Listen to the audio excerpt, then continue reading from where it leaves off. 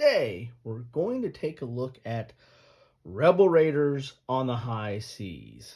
This is the American Civil War at sea and on the Mississippi.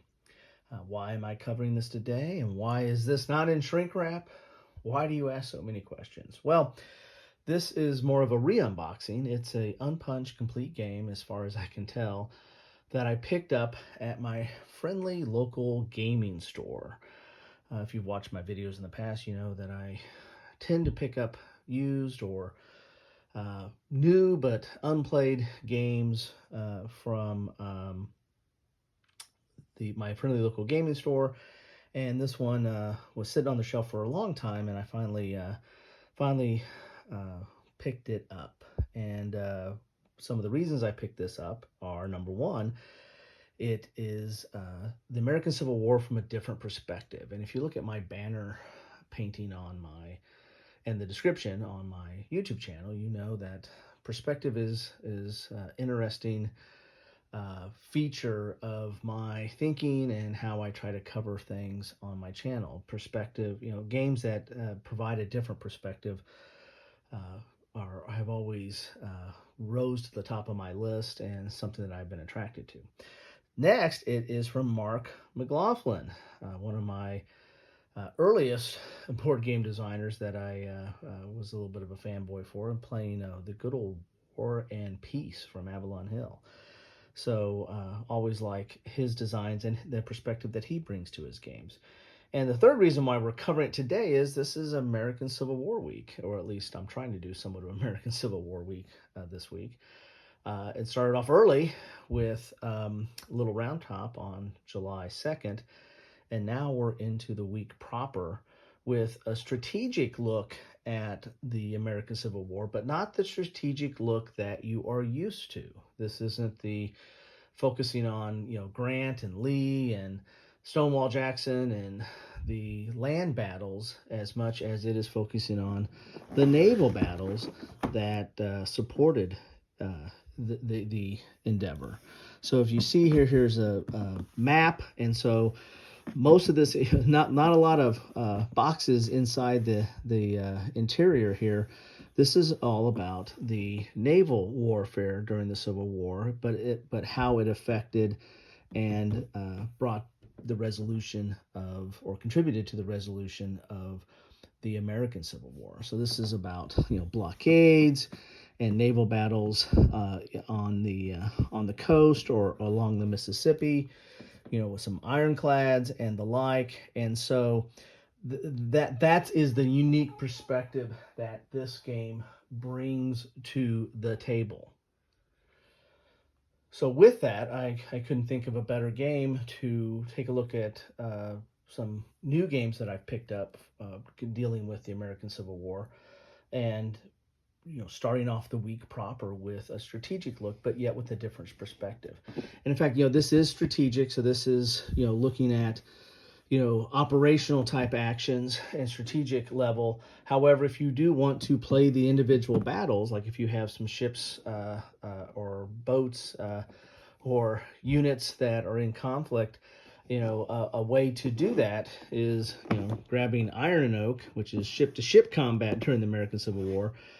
This is a game designed by James Day, also published by GMT Games, and this is tactical warfare. So this is a lot of the ironclads and the like battling along the rivers and the coast as you might have it. So so if you really want to get into this game, you can set this up and play it at the strategic level. Then when you get into the tactical point, you break out Iron and Oak. Here are an example of some of the counters here. Here, the game scale. Let's see what it says right here. Get this a little bit closer. A turn equals 4 months. It's 2 players. The counters are ships or squadrons. Its map is point to point. Complexity is a 3, and solitaire suitability is a 7. I haven't played this because this is unpunched, but I had a friend of mine had a copy. Plus, I watched a lot on TV or on YouTube TV. So I don't know if the 3 complexity is there. I think that I find this a little bit more complex than that, but maybe that's just because of the different perspective. It's kind of tackling things at a different angle than normal. So anyway, let's get inside the box and see what we have in here. And as I said, it's just a little bit faded. I think this was on the shelf for quite a long time. At least that looks faded. It came like this. So I mean, somebody took the time to put the cards in these little boxes here. So I thought that was nice. Typical GMT quality cards. I think they're standard size. They feel a little bit bigger, but I don't know if that's just an optical illusion for me. So these are the Confederate side cards here. You can see from the flag. And I don't really think it's card driven as much as card assisted, because I don't think there's any action points or command points or things like that. I think this is more assisting in the card play. At least that's my recollection. It's been a long time since I've dabbled in this one. And then here are the Union cards. I thought that was interesting. I haven't seen these. I don't know where that person got them, but so there are actions going on the coast. I mean, on the land. All those battles are still raging. This game is taking it from the perspective of how does the naval operations affect that and contribute to that. It's really focusing on that aspect of it. Got some, what do you call those little see-through bits there, but little plastic see-through things with markers. And some standees here, bag of standees. And you got your blue and gray dice, of course. We have our rule book here. Let's do it this way so we can see a little bit better here. Which is, there's playing piece and key rules quick chart table. The rules are 24 pages. In typical GMT fashion, it's dual column with color. Here's your table of contents. There's a lot of counters in here. There's a lot of different types of counters, I should say. I don't think the number's that many. It's just there's a lot of different markers and squadrons and ships and things that you need to keep track of on the map. Basic game setup. And maybe the basic game is maybe that's the 3 that they're talking about. Here's counters, movement. And movement is, as you can expect, is a few pages here. That's a lot of the game. Then you have raiding, blockade running, naval combat, ship versus ship. And this is where you could, if you're so inclined, pull out old Iron and Oak there, if you have it. And Iron Oak is a pretty good system. I like it. It's again, it has some different mechanics and different perspective on things that I enjoy. Here's Assault.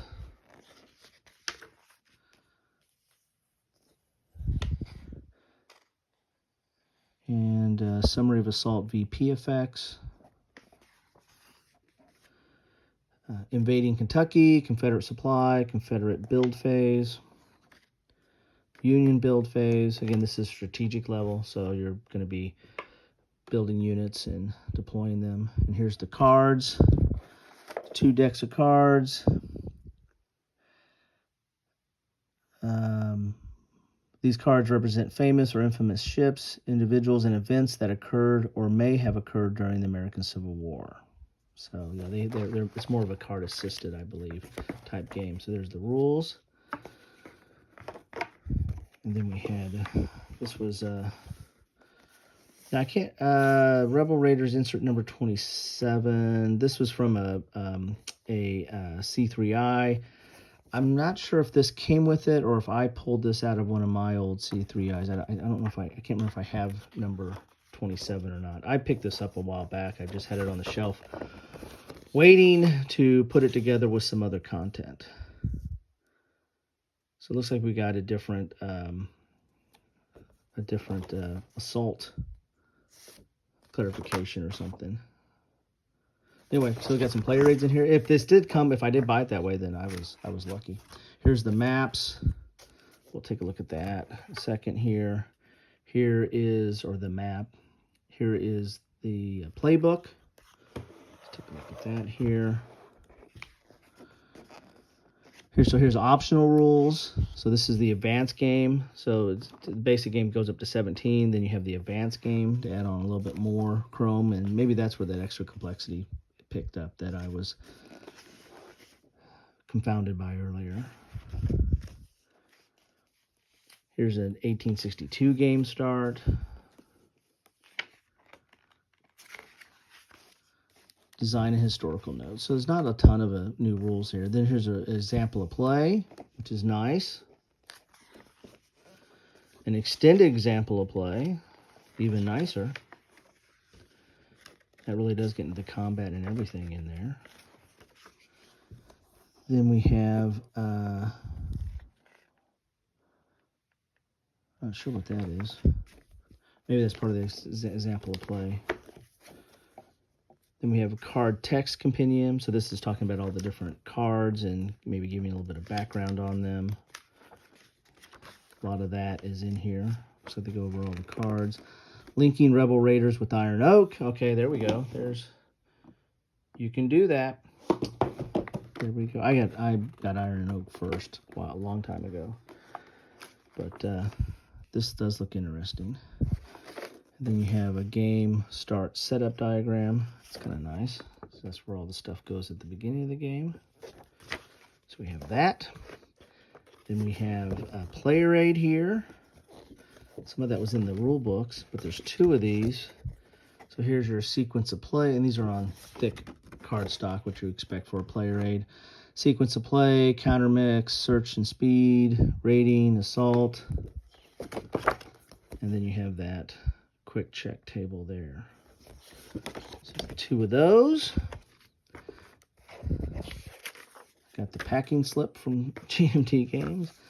Then yeah, this I did not print this out. So this came. So I imagine that C3I was from the original owner. So I wonder if this is a printout from the GMT site, and I wonder if this is. I don't know if the Rebel Raiders has like a living rules. GMT does that on a lot of their games, but this was got a little extra rule book, and some of it is highlighted. Don't know if they put any notes in here, but that was in the box that came from the previous owner. And they did punch out the counter, so maybe this was played. I take that back. Normally stuff is unpunched. This one was punched, but I gotta believe it has everything in here. Here's some counters on the top.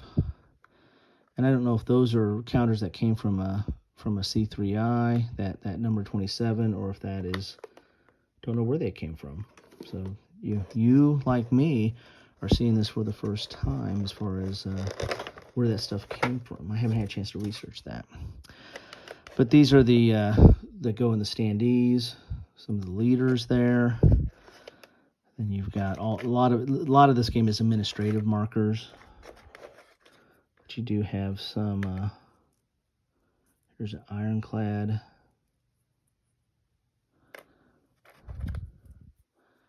Here's a gunboat. So it's relatively generic. So that's why if you want to bring out Iron and Oak, you can get a little bit more into the detail of what units are actually engaging. Black rat, a block rat.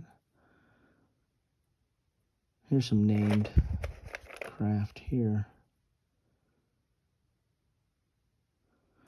So yeah, I don't know if I did a lot of times they let me do an inventory, and if it's unpunched, it's easier to do that. But I don't know if I went and did a thorough inventory before I bought this at the game store. But I just assumed everything looked like it was in order, and then I don't know where these extra counters came from. But I need to figure that out. I need to do some research now. But I was wanting to get this on film and share with you before I started, breaking it out into playing on my own behalf. So this was punched and played, I think, I'd imagine. Here is the map. And I'm probably going to have to go up Periscope on this one so you get a little bit better view of it here.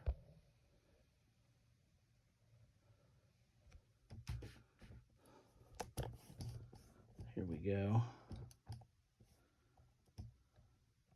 It's a little bit better there. That is the full map. It's a paper map. And you do have some interior locations, but that is that's still the war going on, but that's secondary to what you're really trying to focus on with the naval operations. And so a lot of your key areas here are different areas of the ocean or Atlantic and the Gulf of Mexico and different coasts here, and some holding boxes for forts and forces and the like. You have the Confederate cities and ports lost. That's kind of what you're trying to do here for the game. Confederate victory points. You've got some holding boxes for the U.S. Navy up there. And there you have it. And then you have the Confederate naval commanders there. So that is what you get in a box. Well, you might get something different in your box, but this is what I got in a box of tiddlywinks. That's what I think what those are called. I wonder if they came with it. I imagine they did. Standees. Get all the rules here. Well, let's put the counters here.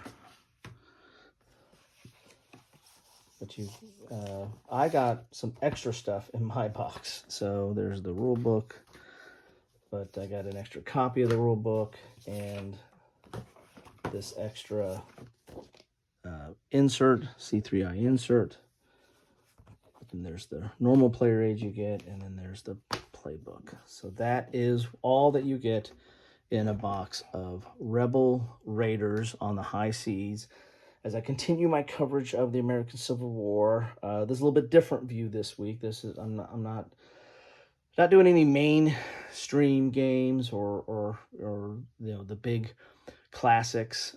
This is all new stuff to me, but also different looks at different battles and different parts of different battles. And this one's actually a different look at the strategic aspect of the American Civil War. So anyway, thank you so much for stopping by. The best way I know you stop by is drop me a comment. What do you think about this game? Have you played this game?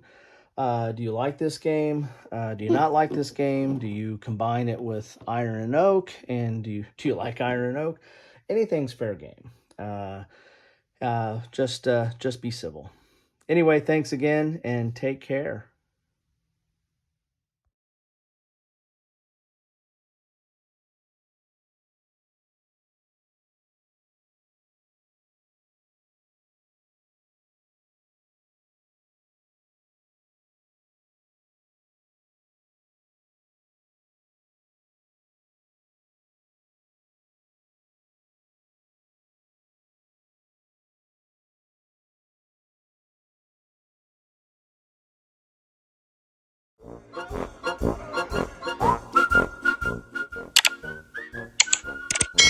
Thanks for watching.